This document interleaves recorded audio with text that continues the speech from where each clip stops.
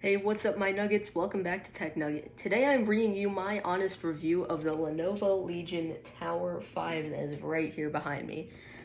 I've had this PC for a month now, and I have a few things to say. Some good, some not really. I'm obviously grateful for getting this. It's introduced me to a whole new world of gaming.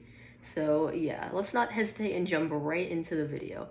After you have left your like and subscribe to my channel, because I am desperate as hell and I only have one subscriber. You can be the second. Let's get on with the video. So some pros for this PC. It's for the price. It's 900 bucks. It's a pretty decent deal, to be honest. You get a fairly nice GPU while also getting a very good price for the CPU. The power supply is 80 plus gold rated. That's basically it. It's fairly unknown. I actually don't even know the brand because it just says FSP on it. I'm not sure what the hell that is, but it's 80 plus gold. The lighting stock is, I mean, it's alright. To be honest, you only get one RGB fan, and then everything else is just LEDs. There's like, this lights up right here, and there's LEDs inside stock, but they only have one color, which is teal. I'm not very much of a fan of teal, especially with the black, but I guess you deal with it. If you open the back panel up, you will see in the top left a little hub with a bunch of pins. The only thing plugged in is the RGB fan that you see right there. And if you get RGB LEDs that have a 4-pin connector, you can plug them in there and control the colors and effects of them using the Lenovo pre-installed software. Personally, I use this PC for some games including Rocket League, Minecraft, maybe World of Tanks, and I'm yet to try War Thunder. But the 1660 Super runs them very well, all very well, to no surprise because it's a 1660 Super and these games are all very easy to run. The GPU temps also stay pretty low for the most part. It's a single fan, but it's also a very small GPU, so single fan is all you really need. The front I/O is decent with 2 USB ports for the freaks who plug their keyboard and mouse into the front. And also only a headphone jack, surprisingly, but a simple adapter is enough to counter that. So you can get microphone and headphone jack. Then there's the power button. That's all the front I/O. The rear I/O is decent with 4 USB ports, 3 audio jacks that I really don't even know the use of, an Ethernet port, I'm pretty sure, your power supply port to power your whole entire PC, and the display outputs are on the GPU, obviously, which includes the display, HDMI, and the standard port that accommodates all the people who use CRTVs as monitors. Alright, so now I want to get into some cons of this PC. As good as it might seem, it has a few secrets that I'm not much of a fan of, to be honest. So the first thing is that the power supply, once again, doesn't really have any branding on it, just some 3 simple letters, FSP. I looked that up and it didn't come up with any matches, so I'm not really sure what unit is in there.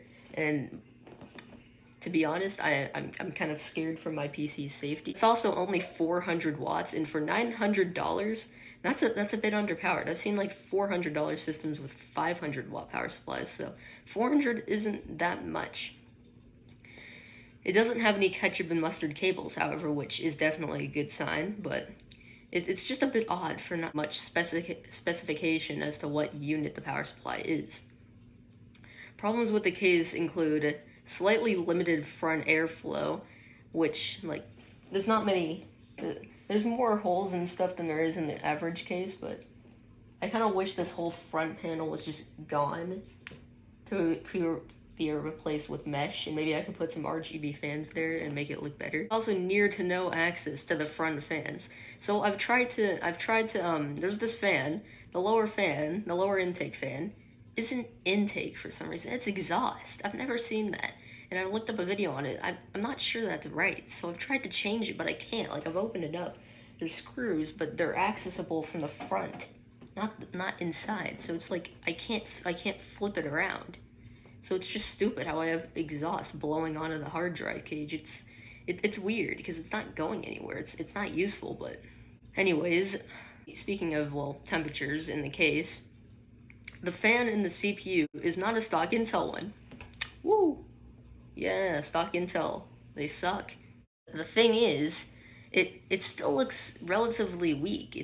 It just looks like a little shit. I'm not sure why. I'm not sure why they got rid of the stock Intel cooler and just put it on its big brother.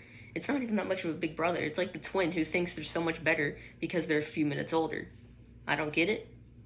They probably didn't either. They could have spent maybe $5 more to get a good cooler. The fact that the motherboard has only some Lenovo branding on it. There's no like Asus, there's no MSI, there's no branding on that motherboard that tells me what it is. I've looked it up too. It hasn't really showed me much. I'll put my results on screen for the lookup right there, but it's just weird how there's no branding or specification as to what motherboard it is. It also has no display outputs on it, which is a little weird for a motherboard also. It's a little bare, and I think they could put some more USB ports and put like maybe 6 instead of 4, but it's a little sketchy for that motherboard to be so mediocre. And a $900 system too. And it doesn't also support overclocking. I'm not sure how that would still be a question after all of that. So I think it's safe to say it's not the best. Cable management is a bit bad too, but some of those problems originate from the fact that there is no power supply basement. That's a big factor in cable management. But others, like this one, they're just not acceptable. There's an area behind the motherboard where these cables go that you can hide them. But they're not. They're just right here, and I don't get it. It's odd. But yeah, so there's quite a few cons, but I think the pros outweigh it significantly. To summarize, the Lenovo Legion Tower 5i is a decent gaming PC for $900. It definitely does get the job done in most games, rocking a really nice CPU and GPU combo, but with a few minor setbacks, but not including the RAM running at 2666 megahertz, which for an Intel system, it's not as serious as a Ryzen system, but 2666 is starting to become a little bit like 8 gigabytes of RAM. You need at least 3200 in my opinion, which is why I'm working towards getting Corsair Vengeance RGB Pro, which I will do a video installing them if you guys don't know how or are interested in watching that somehow, for some reason. I would recommend this PC along with a few others, which I might list in the description. I don't know. For light gaming, for other people. Maybe even like heavier gaming, like definitely run CSGO, but it sounds like a jet engine what it does, which I'm giving that to the airflow of the case. And anything else like Escape from Tarkov and maybe Half-Life 2 or whatever, any of those games, they probably don't run the best on this system, but 40 FPS, a few stutters, you're fine.